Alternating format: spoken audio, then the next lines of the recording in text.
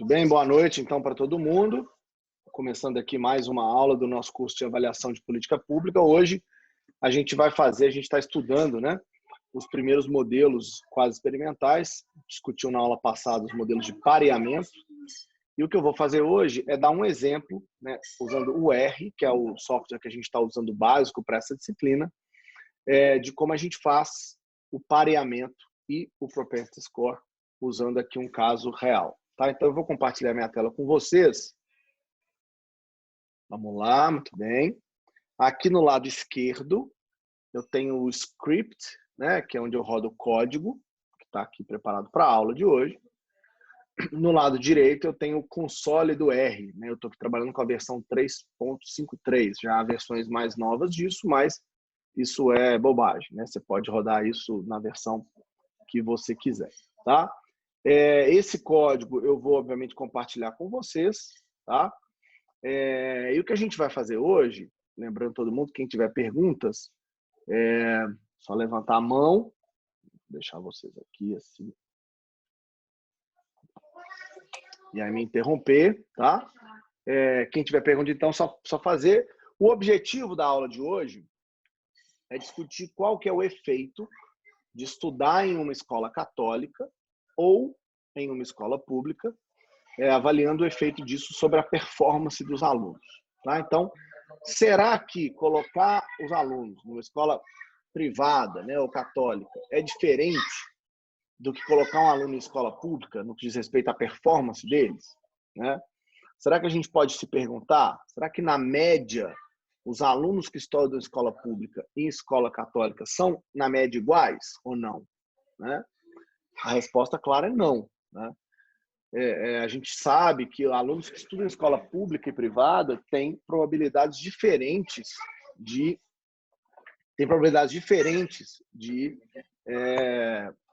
né, em relação às suas variáveis socioeconômicas. Né? Então, como a gente já sabe que as probabilidades, né, as características desses alunos são diferentes, em tese, os alunos de escola privada são mais ricos do que os de escola pública, têm um background familiar, né, mais alto, mais sofisticado do que a escola pública, a gente vai ter que usar um método para avaliar o efeito da escola que, de alguma maneira, faça essa comparação ser legítima. Né? Então, qual que é o passo a passo?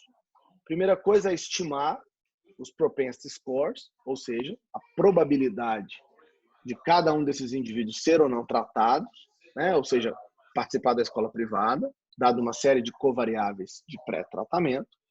2, a gente vai examinar depois disso se existe uma região com suporte comum, que é o que a gente viu na aula passada, é necessário haver esse suporte para que os resultados sejam comparáveis. Né? Se eu não tiver um grupo de controle parecido com o grupo de tratamento, no que diz respeito ao propensity score, eu não consigo rodar a minha análise. Depois, a gente vai escolher e executar o algoritmo de match ou de pareamento. Né? No exemplo que eu vou dar hoje, eu vou usar um algoritmo chamado Nearest Neighbor Propensity Score Matching, que é um algoritmo utilizado para escolher sempre o vizinho mais próximo. Depois, a gente vai checar o balanceamento das covariáveis. E, por último, a gente vai estimar os efeitos do tratamento. Tá? Então, para começar esse passo a passo, a gente vai rodar aqui e vamos abrir os pacotes estatísticos necessários para essa análise. O Matchit é um pacote estatístico que faz o pareamento. O Dplyr é um pacote estatístico que faz manipulação de dados para vocês aí que estão estudando gestão pública, ciências sociais e estão interessados, né, em fazer manipulação de dados no R. Esse é o pacote mais recomendado. E o ggplot é o pacote de visualização de dados mais recomendado, mais utilizado no R. Né? Então, vamos começar criando um objeto chamado SLS. Esse objeto é um banco de dados, tá? Que está em formato CSV. A gente vai usar a função readCSV. Vamos ler esses dados e vamos criar aqui um objeto. Tá? Onde é que vai estar esse objeto? Só um minuto.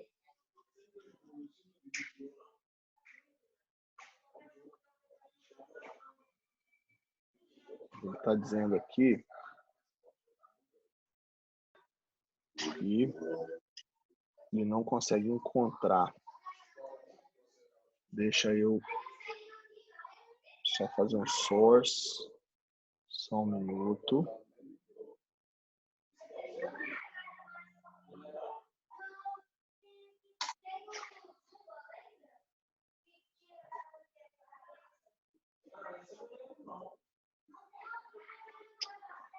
Tá pegando o código errado, só um minuto, gente. Facilite o uso do computador. O Windows vai ler e examinar esta lista automaticamente.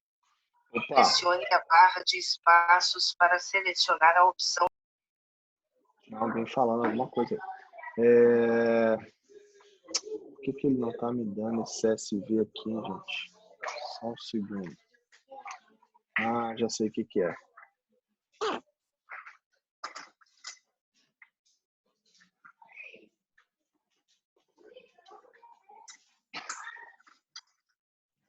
Fechar aqui e abrir de novo. Só um minuto.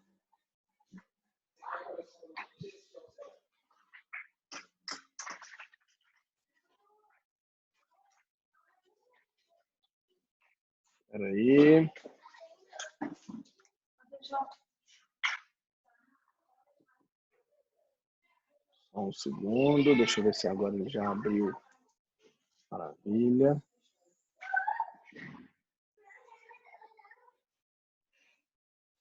Ó, estamos no mesmo lugar, tá? Então a gente vai rodar os 3 pacotes, abrir o dado, e aqui esse head, CLS, é uma função que me dá as 6 primeiras linhas do meu banco de dados, tá? Se a gente abrir aqui, ó, nessa parte de environment do R, a gente tem os dados, tá vendo? Então, se eu clicar, eu tenho 11.078 observações de 22 variáveis nesse banco de dados. Se eu clicar aqui nesse ícone, né, de planilha, eu vejo, ó, então eu tenho aqui o ID das crianças, se estuda em escola católica ou não, qual é a raça, né? Aí eu tenho a idade da mãe, a idade do pai, tem uma série de variáveis, que é o que a gente vai utilizar nesse exemplo. A outra maneira de ver esse dado é usando a função head SLS, em que ele vai me dar os 6 primeiros casos de todas as variáveis, tá? Dá para ver que é o mesmo resultado. Então, a primeira coisa que a gente vai fazer é o seguinte: será que a gente pode dizer que a diferença da média dos resultados de matemática dos estudantes é igual entre alunos de escola pública e alunos de escola católica ou escola particular, né? Para fazer isso, eu vou usar um código, que é o código do dplyr, que pega o banco de dados, aqui em cima, ó, eu chamei de SLS, esse banco de dados que eu abri, e vou pedir a ele que faça o quê? Que agrupe os dados pela variável católica ou não, e para cada categoria dessa variável, ele vai calcular uma síntese que me dá um número de alunos, N, para cada grupo, a média de matemática, a variável matemática é essa aqui, ó, C5R2MTSC, e vai me dar o erro padrão, que nada mais é o quê? O desvio padrão dividido pela raiz quadrada do número de estudantes que eu calculei em cima. Tá? Então vamos dar uma olhada nesse resultado. Olha lá. O que a gente tem aqui é a média matemática, olha que coisa, dos 1.510 alunos que estudam em escola católica é 0,19 nesse teste de matemática. O erro padrão de 0,2. Já os alunos de escola pública têm uma média negativa. Que estranho, hein? Deve ter casos ali que a gente vai precisar checar, porque esse número não era para dar negativo, né? Mas são 9.568 casos. São muitos mais casos de escola pública do que escola privada. Aí, vocês devem se perguntar, mas professor, como é que eu explico esse resultado menos? É que essa variável de interesse, que é a média matemática, ela está padronizada. Lembra que a gente usou a distribuição Z lá atrás para padronizar variáveis? Eu fiz a mesma coisa aqui, né? Então, o que eu fiz? A gente padronizou em relação às suas médias, né? Quanto que cada aluno se distancia em relação às suas médias, né? Por isso que o resultado é negativo. para quem estuda em escola pública. Ou seja, quem estuda em escola pública tem um resultado abaixo da média global dos alunos. Quem estuda em escola privada ou católica tem resultados acima da média. Tá? É isso que esse resultado está nos dando. Eu posso fazer também a mesma coisa, que é calcular, né, só para lembrar todo mundo, vocês lembram como é que era a padronização? Eu pegava cada resultado, subtrair em relação à média e dividir em relação ao desvio, né? E a gente pode fazer essa mesma conta lá, ó. Tá vendo? Vai nos dar exatamente esse resultado, menos 0,3 e 0,19. Eu estou falando exatamente de uma média padronizada, né, de um resultado padronizado em relação à sua média, né? A pergunta que fica então é, será que esses dois dados, essa média do resultado de matemática para alunos de escola pública é estatisticamente diferente dos resultados para a escola privada? Para fazer isso, a gente vai usar um teste que chama teste T, que vai comparar a média do resultado de matemática por aluno de escola católica ou não. Então, eu vou pegar a função with e vou dizer, dentro do banco de dados SLS, faça um teste T para essa variável. Qual que é o resultado? Olha lá. O que a gente tem aqui é um p-valor menor do que 0,05, então eu rejeito a hipótese nula de que as médias são iguais. Ou seja, parece que estatisticamente, de fato, a gente tem uma diferença. Tá? Dado que há uma diferença estatisticamente significativa nos dados brutos, as perguntas que começam a surgir mas será que essa diferença se dá porque os alunos têm desempenhos diferentes nas escolas que estudam, ou porque eles têm backgrounds, ou seja, trajetórias de vida que os colocam numa situação de desigualdade? A pergunta causal do tratamento é a escola que produz essa desigualdade ou é a história de vida deles que produz essa desigualdade? Então, para resolver esse problema, a gente vai trabalhar como controle com as variáveis raça, idade da mãe, renda familiar, número de lugares em que o estudante morou ao longo dos últimos 4 anos, ao longo da vida, desculpa, pelo menos 4 meses, a escolaridade da mãe até o ensino médio, ou seja, nós vamos pegar variáveis que dizem respeito à trajetória desses alunos e vamos fazer um pareamento. Nós vamos encontrar um aluno que não estuda em escola privada, ou seja, um aluno que está no grupo de controle, para comparar com um aluno que estuda na escola privada ou católica. Então, aí eu vou fazer esse pareamento, eu vou ser baseado nessas variáveis, né? Vocês podem estar se perguntando, mas professor, como é que são essas variáveis no todo? Eu tenho aqui um código para mostrar isso, né? Eu vou pegar dentro do meu banco de dados, eu vou construir um objeto chamado covariáveis, vou combinar essas variáveis. Então, 1, 2, 3, 4, são 5 variáveis. E aí eu vou pedir, dentro desse banco de dados, também agrupando por católico ou não, você vai selecionar dentro dessas variáveis, vai fazer um summary para mim, que tem a média dessas variáveis. E aí eu tenho uma tabelinha super bonitinha, que me mostra, para os alunos de escola pública, 55% são brancos, para os alunos de escola católica, 72% são brancos. A idade da mãe, as mães são mais velhas na escola católica do que na pública. Renda familiar é mais alta na escola privada do que na escola pública. O número de lugares, os alunos de escola pública moraram em menos lugares do que os alunos de escola pública. E a escolaridade da mãe a escolaridade da mãe na escola pública é menor. Não, como é que é? Desculpa.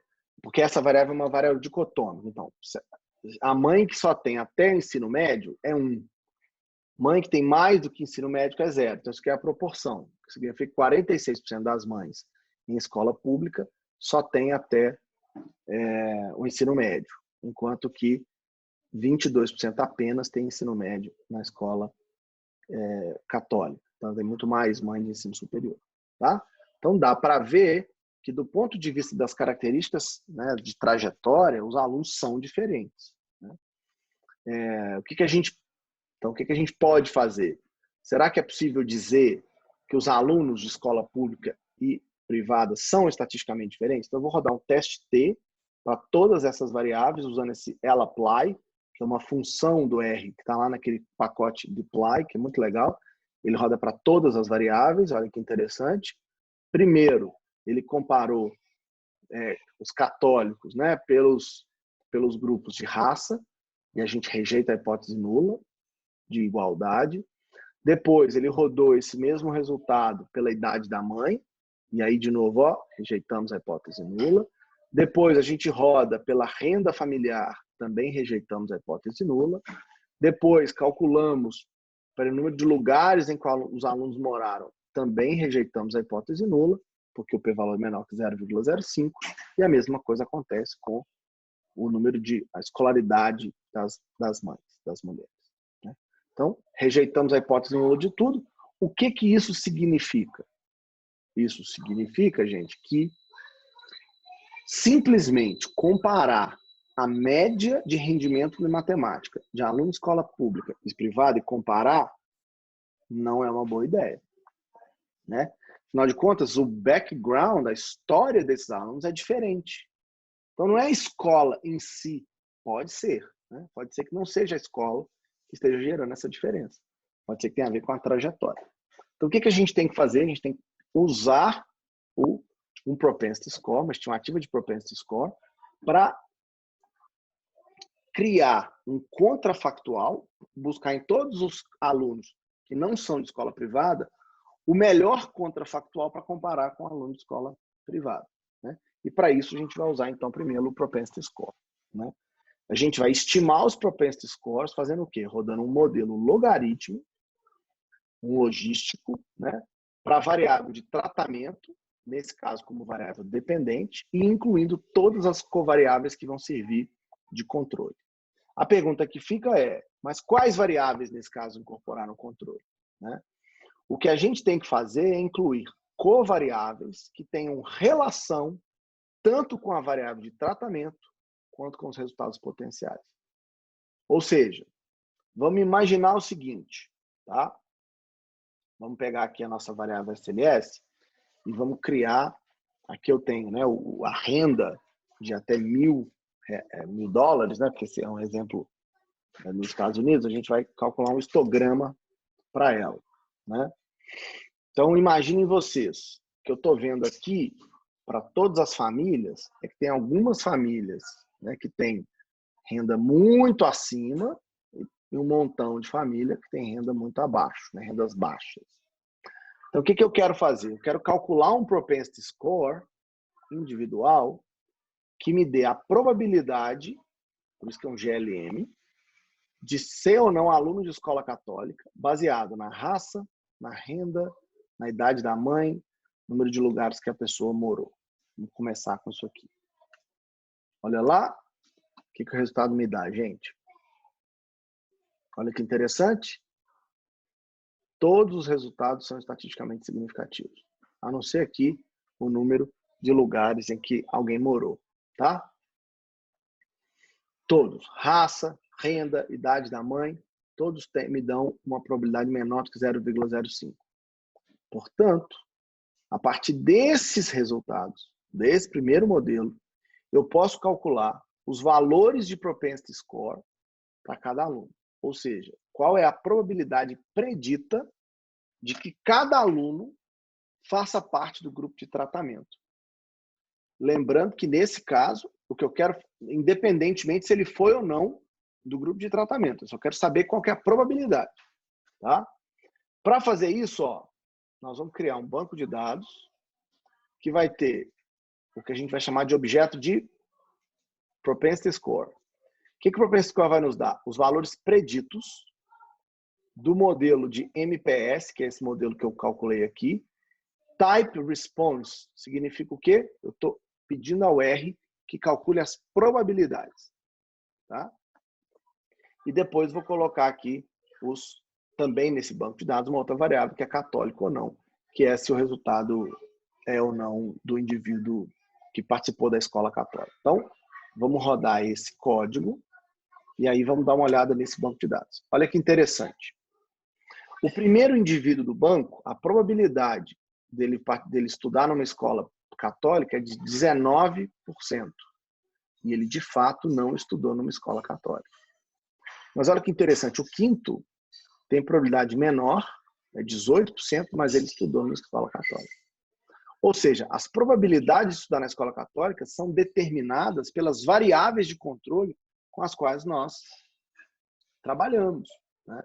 O fato se ele foi ou não tratado, se ele participa ou não de uma escola de um tipo ou de outro, não necessariamente está dado pelas probabilidades. Pode ser que você tenha aí uma pessoa que tenha todas as chances de participar e não participa, e a outra que não tem nenhuma chance e participa. E é justamente com essa possibilidade que a gente vai lidar na hora de fazer a análise, né? Então, primeira tarefa, calcular os propensity scores, calcular as probabilidades. Feito isso, eu tenho que examinar se existe uma região de controle que é parecida com a do tratamento, que é o Common Support, tá? Então, a gente vai criar aqui um histograma, né, que vai me dar o quê? Deixa eu abrir esse resultado. Lembrando que o código depois eu vou deixar à disposição de vocês, então vocês vão poder ver, né, com tranquilidade. Aqui eu tenho as probabilidades de se estudar numa escola católica, né? Aqui está a turma que de fato, né, estuda em escola católica. E aqui as probabilidades de quem estuda na escola pública. Ou seja, do valor 0 até o valor 0,48, eu tenho casos privados, né, casos tratados, desculpa, e eu tenho de 0 até 0,48 casos não tratados. Ou seja, eu tenho sim Common Support. Para ver se vocês ainda estão acordados aí nessa aula, por que esse gráfico tem barras maiores do que esse gráfico? Quem consegue me responder? O que diferencia esses dois gráficos? Por que esse é alto e esse é baixo? Seria o número de observações? Exatamente, Arthur. Perfeito. Aqui no eixo X, eu tenho a probabilidade da escola pública. Católica, desculpa. Então, tem gente que tem probabilidade 0, próximo de 0, e tem gente que tem probabilidade próximo de 5. Mas eu tenho muito mais casos que estudam na escola pública do que na escola católica. Por isso que essas barras são maiores aqui. Mas o que importa não é a altura da barra. É se eu tenho casos suficientes do lado de cá para achar os melhores contrafactuais, os melhores comparativos para esses casos aqui. E parece que sim. Então, vamos adiante. Tá? Agora que eu calculei a probabilidade e já vi que tem Common Support, eu vou usar um algoritmo de matching. Tá? Então, o que a gente vai fazer? Depois eu vou de novo mandar esse código, vocês vão poder, né, analisá-lo com tranquilidade. Então, a primeira coisa que a gente vai fazer eu vou usar o pacote do matching, tá? Que é o pacote de pareamento. Ok? Para fazer o pacote de pareamento, então eu vou pedir, eu vou criar um objeto chamado SLNomes, que é o quê? É o banco de dados em que eu vou selecionar o desempenho de matemático, o tipo de escola que ele estuda e as variáveis, as covariáveis que eu selecionei lá em cima. Lembra que eu chamei SLCov disso aqui, ó? Cadê? Aqui, ó. Eu criei esse objeto, SLCov, que são justamente as variáveis de controle que eu quero utilizar. Tá? Então, baseado nisso, eu vou fazer um NaOmit. O que é isso? Eu vou tirar todos os casos missing do meu banco de dados. Por quê? São aqueles casos que eu não encontro informação para eles. É quando eu não sei informação sobre aquele caso. O pacote do matching, ele não lida bem com esse tipo de problema, missing. Então, ele tem que ser excluído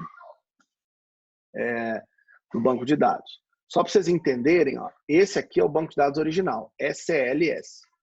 Ele tem 11.078 observações e 23 variáveis. O banco de dados que eu acabei de criar, que é o SLNomes, tem 9.267 variáveis, casos e 7 variáveis. Então, o que eu acabei de fazer? Eu acabei de excluir desse banco original todos os casos que tinham missing, e eu, das 23 variáveis, selecionei apenas as 7 com as quais eu vou trabalhar. 5 covariáveis, uma variável de escola e uma variável de interesse. Por isso que virou 7. Tá? Como é que eu rodo o algoritmo? É super simples. Vou criar um objeto chamado ModMatch, eu posso dar o nome que eu quiser. Eu vou rodar a função matchIt, em que eu vou dizer para ele, a minha variável de tratamento é católico, raça, renda, idade, número de locais e mulheres anos de estudo das mulheres são as variáveis de controle. O método que eu vou usar é o nearest, como eu disse, é o de vizinhança, e você vai usar o dado de SL nomes. Rodei, vocês vão ver aqui, ó, vai aparecer um stop. Enquanto ele está rodando, enquanto o computador está pensando, ele mostra aquele sinalzinho ali, tá? Depois que ele rodar, ele volta a aparecer esse tiquezinho, né? Então, vamos dar uma primeira olhada nos resultados. Olha que legal. Eu tenho aqui, né? Para cada variável de interesse, a média do grupo de tratado, a média do grupo de controle, o desvio e tal, para todos os dados. Isso, então, aqui são as estatísticas descritivas antes de rodar o matching, antes de rodar o pareamento, tá? E depois que eu pareei, olha que legal, todas as variáveis ficam, se a gente comparar aqui a média do grupo de tratado em relação à distância, ó, raça, 74%, 74%. Renda, 82%, 81%. Olha como é que melhorou. A diferença de renda era 82 para 55, agora é 82 para 81. Melhorou demais, né? A idade das mulheres era 39,5 para 37,5, agora é 39,5 para 39,5. Todas as variáveis melhoram depois do balanceamento. Tá? Então, há uma melhora considerável, que a gente pode, inclusive, ver de outro jeito, que é analisando o quê? Antes, usando todos os dados, a distribuição dos casos de raça não seguiam aquilo que eu gostaria. Ó. Tinha um monte de gente fora da minha distribuição. Agora melhorou bastante. Só tem um outlier aqui. E renda. Também tinha um monte de caso fora. Né? Quando eu rodo agora esse dado aqui, com os dados já, com pareamento, esses resultados se comportam muito melhor. Mesma coisa em relação à idade. Né? Mesma coisa em relação olha a diferença da escolaridade das mulheres, olha como o dado era fora do padrão, né? Agora não, agora eu consigo um padrão muito melhor. Tá? Então o que eu vou fazer? Agora que eu vi que melhorou demais as estatísticas de comparação, é como se eu tivesse criado o quê? Um grupo de controle artificial, que se parece exatamente com um grupo de tratamento, com uma exceção. O quê? O próprio tratamento. Né? Agora, tem consequências. Antigamente, eu tinha 7.915 casos no grupo de controle e 1.352 no grupo de tratamento. Depois que eu fiz o matching, eu mantive os 1.352 no grupo de tratamento, joguei 6.563 casos fora e fiquei com 1.352. Ou seja, eu encontrei um caso do controle para comparar com cada caso do tratamento. Eu criei um grupo de controle artificial. Tá? Com esses resultados melhores, a gente vai criar um novo banco de dados, que a gente vai chamar de DTAM, que é justamente o banco de dados só com os casos que foram pareados. Então, agora eu só estou com pareamento. Olha lá, 2.704 casos e 9 variáveis. Lembra que eu tinha mostrado antes que o dado tinha, né, já tinha saído lá atrás, né, o SLS normal, 11.000 casos. O SLS só com, né, tirando o missing, vai para 9.267 casos. Agora, ele foi para 2.704. Ou seja, aqui estão os 1.352 casos de escola católica e os 1.352 melhores casos de escola pública a serem comparados com os católicos. Ok? A variável distance, essa aqui, é o propensity score, que o matching calcula automaticamente. Esse pacote que eu mostrei para vocês aqui, ó, o match calcula automaticamente isso. Oba! Então, com isso na mão, com esse propensity score calculado, eu preciso avaliar o balanceamento da amostra. Que é uma coisa que a gente já fez um pouco aqui por essas médias, né? Mas aqui tem uma função que eu escrevi, depois vocês vão avaliá-la com calma, né? Mas a lógica é a seguinte: a gente vai criar, olha que legal, uma comparação, né, dos propensity scores, que são as probabilidades de participar do grupo de tratamento, e, de fato, a variável renda. Né? Olha que doideira. Né? Não necessariamente a gente tem aqui uma função que é perfeita, né? Em que a probabilidade de participar ou não do grupo de tratamento da escola católica é uniformemente distribuída. Você vai ver que aqui, ó, as probabilidades elas são quase que uniformes, né, em relação a uma determinada idade. A raça, olha como muda, né? Quanto maior o percentual de brancos, rapidamente você pula para probabilidades muito altas, né, de estudar em escola católica. Né? No caso da escolaridade das mulheres, é o contrário. Né? Rapidamente, olha como cai, né, o número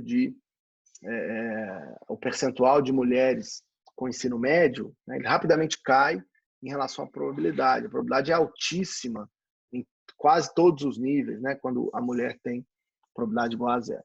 Tá? Então, eu posso visualizar isso de uma maneira, né, visual, entendendo essa visualização, e também posso fazer o que a gente fez da outra vez, que é comparar. Olha que legal.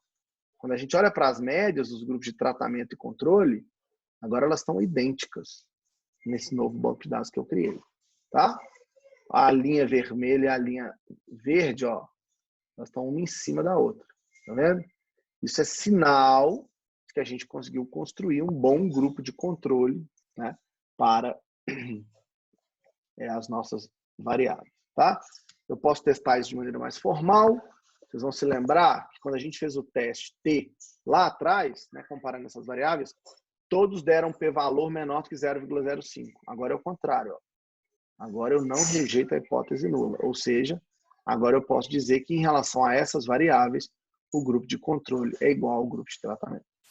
Elas são estatisticamente iguais. Ou seja, eu tenho balanceamento, eu tenho um bom grupo de controle para o grupo de tratamento. Tá? Portanto, eu posso agora fazer as minhas estimativas. Tá? Já com os dados pareados, o que a gente vai fazer primeiro é calcular um teste T. Né? Dentro desse DTA, que é o dado com o matching, eu vou fazer um teste T que compara o rendimento de matemática por tipo de escola. Olha o resultado. Opa! Probabilidade é menor do que 0,05. Portanto, eu posso rejeitar a hipótese nula de igualdade. O que isso aqui quer dizer? Mesmo controlando por todos os atributos de trajetória que parecem relevantes, ainda assim eu encontro médias de desempenho de matemática diferentes. Isso importa, porque esse é um resultado que vai indicar para a gente que a escola, sim, tem diferença em relação aos alunos. Mesmo alunos com backgrounds iguais, né, que entraram na escola, nas diferentes escolas, com trajetórias iguais, saem com resultados diferentes. Né? Então, uma maneira é fazer o teste T. A outra maneira é fazer uma regressão linear, em que a gente tem duas maneiras aqui de fazer. Né? Uma é simplesmente rodando uma regressão linear da variável de interesse, que é o resultado de matemática, sobre o tipo de escola, e aí a gente, né, roda esse objeto chamado LM-Treat, vou pedir um summary dele, olha que interessante, alunos que estudam em escola,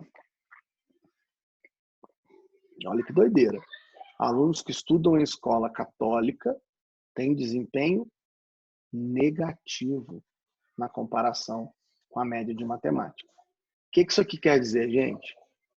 Esse exemplo mostra que a diferença que a gente observava só comparando as médias no começo, ela dava uma conclusão completamente equivocada, né? Olha que doideira. Se a gente só comparasse as médias de desempenho de matemática de alunos de um tipo de escola e outro tipo de escola, a gente ia dizer que a escola católica gerava resultados melhores para os alunos. Quando a gente faz o pareamento, que é um método quase, né, é uma técnica para dados observacionais, mas numa lógica quase experimental, e eu comparo dois grupos que são muito parecidos naquelas variáveis que são relevantes, o resultado é o inverso.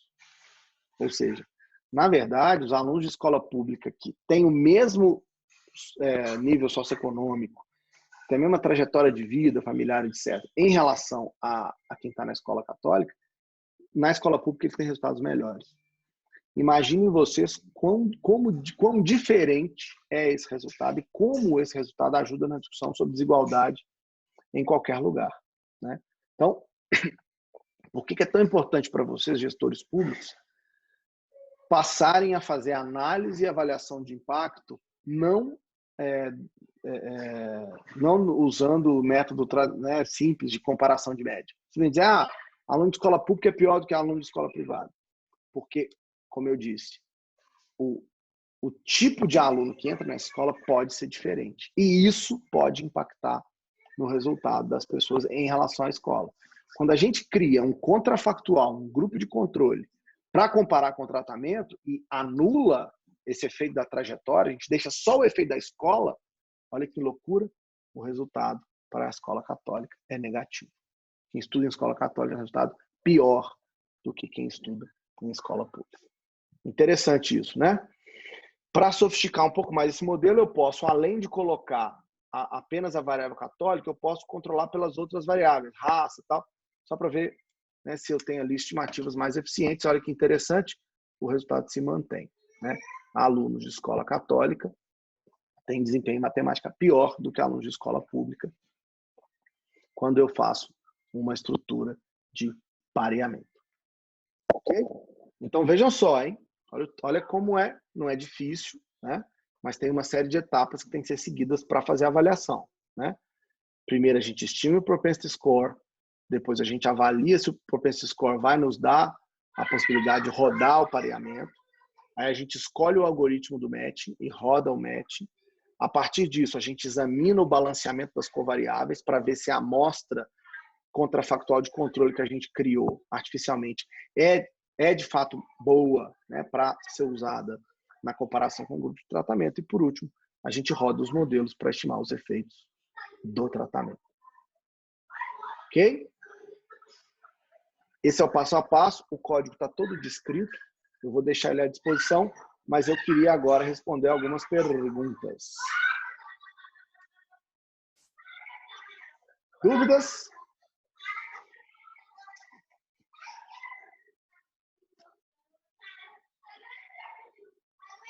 Nada?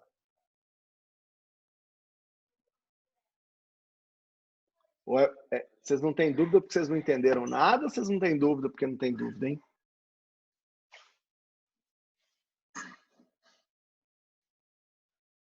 Professor. Quem está falando? Joe, diga lá. Vamos lá, por onde eu começo? É um pouco assustador, né? É mesmo? Olha que eu programo em Python, hein? Primeiro assim, porque eu achei que foi muito... A gente gastou 40 minutos percorrendo 200 linhas de código. Isso. Eu achei um pouco rápido, assim, na minha percepção, os colegas, né? Embora eu tentei só olhar, né, e tentar ver a lógica, eu acho que eu vou ter que assistir esse vídeo mais umas 2 vezes, Mas pelo menos. exatamente, John. Então a primeira coisa é isso, assim. Essa aula está gravada, obviamente é para vocês assistirem essa aula, né, passo a passo, todos os elementos estão ali dentro. Vocês nunca fizeram nada no R, né? Acho que a maioria, talvez seja a primeira vez. O código, ele está todo explicado justamente para tirar essas dúvidas. Mas, Joe, sabe o que não é assustador? Eu quero explicar para vocês. É que uma vez que vocês rodam esse código inteiro desse jeito, vocês têm basicamente um manual de rodar a avaliação de impacto usando propensity score e usando pareamento. Por quê? Porque isso aqui não vai mudar. E o que vai mudar são as variáveis que vocês vão incorporar, né, para fazer o pareamento. Então, nesse caso, eu estou interessado no efeito do tipo de escola que o aluno estuda em relação ao seu desempenho de matemática, mas vocês vão poder fazer isso de qualquer forma. Na quarta-feira nós vamos fazer um outro exemplo em que eu vou usar, né, o dado do auxílio emergencial sobre a avaliação do governo Bolsonaro. Tá? Mas o código é o mesmo, só mudam as variáveis. E, claro, a interpretação disso. Porque se você não conseguir o balanceamento em relação às variáveis que você está colocando, né, que é justamente para criar o contrafactual, você vai ter que encontrar outras variáveis ou mudar, adicionar ou mudar as variáveis do modelo. Então, a única coisa que não é assustadora é que esse é um código que vocês vão usar para sempre. Né? Ele é um código padrão que te dá o modelo e o passo a passo de como rodar a avaliação de impacto. O que é assustador é que a primeira vez que vocês estão vendo, vocês vão ter que ver de novo. Eu vou enviar esse código para vocês justamente para vocês trabalharem com ele, né? E vocês vão precisar de familiaridade com esse assunto. Não é à toa que na quarta-feira a gente vai fazer de novo, né? Um outro exemplo igual a esse, para que vocês vão se acostumando e se adaptando com essa lógica. Então, é normal isso, tá? Eu acho que é a primeira vez que vocês rodam um código desse, devia gerar isso mesmo. De uma aula de R, né? De uma introdução da UR, de R, de apenas estatística descritiva para uma coisa bastante sofisticada. Eu entendo que, apesar de ter o algoritmo, né, a sequência, e você dominar muito bem o assunto, realmente eu achei rápido e não, você não consegue. Desculpa, eu não conseguia acompanhar, mesmo com as aulas anteriores, né, a lógica. E eu posso ter o código, mas eu estou colocando aqui uma outra questão, é que o nome das variáveis, você passou um pouco rápido, não deu para ver, mas elas seguem também nomenclaturas inteligíveis, né? Você não consegue decifrar. Então, deve ter um dicionário dessas variáveis que a gente possa entender onde vai e onde fica. Outra dificuldade que eu senti... Joe, então só um minuto. Não, é que eu vou só para ir pontuando devagarzinho. Então, aqui, ó, entre as linhas 49 e 57, eu tenho exatamente o nome de cada variável e o que elas significam, tá? Então, ou seja, na hora de refazer a aula, vocês vão refazer sabendo exatamente sobre o que vocês estão falando. Beleza. Eu vou refletir bastante depois sobre isso, mas é só te dando meu feedback sobre isso. Obrigado, professor. Não, mas você ia falar mais alguma coisa, não, Joe? Não, acho que tá bom. Era obrigado. isso? Tá. O que eu queria pedir para vocês, né, se nós estivéssemos num cenário normal, né, de aula, nós estaríamos num laboratório agora, né, e depois que eu passei todo esse código, o que vocês iam fazer é abrir os seus computadores e a gente ia começar individualmente, todo mundo, vocês iam lendo linha por linha, etapa por etapa desse código, vocês iam rodando e a gente ia tirando dúvida. Então, como a dinâmica da aula aqui é um pouco diferente, né, não dá para fazer isso, a gente não está num laboratório, a Tati está dizendo aqui também que sentiu a mesma coisa que o Joe, né, vai ter que revisar. Mas o método que a gente vai usar de aprendizado aqui em relação a esse tipo de conteúdo é o seguinte: eu vou postar agora esse código, né, para vocês, essa aula também postada vai gravada, e eu vou pedir a todo mundo que de hoje até quarta que tire um tempo para estudar esse código a partir da teoria do que é o propensity score, da teoria do que é o método de pareamento, né? Mas seguindo o que está explicado, né? Como é que cada etapa dessa está funcionando. Eu quero que vocês rodem tudo isso e que vocês tragam na quarta-feira as dúvidas de vocês em relação a esse material, tá? Então nós vamos começar a aula de quarta avaliando, e aí eu peço a todo mundo que faça um esforço, né, de realmente rodar o material para trazer as suas dúvidas, dado que o melhor que a gente consegue fazer nesse cenário, né, virtual é ir passando pedaço por pedaço. E aí, um pouco respondendo ao Joe de novo, né, por que eu quis fazer o todo, né, para vocês terem ele todo gravado numa única aula? Porque tem uma lógica, né, por trás desse procedimento. É uma lógica de passo a passo, né? Desde a estimação do propensity score até a estimação dos efeitos. Então, o conteúdo está todo aqui. Agora, eu preciso que vocês quebrem esse conteúdo e tenham as dificuldades para que na quarta-feira a gente possa discutir. A outra coisa que eu vou pedir é que a nossa monitora, ela também vai estar à disposição de vocês, de hoje até quarta, para tirar algumas dúvidas em relação à maneira como isso aqui vai funcionar, tá?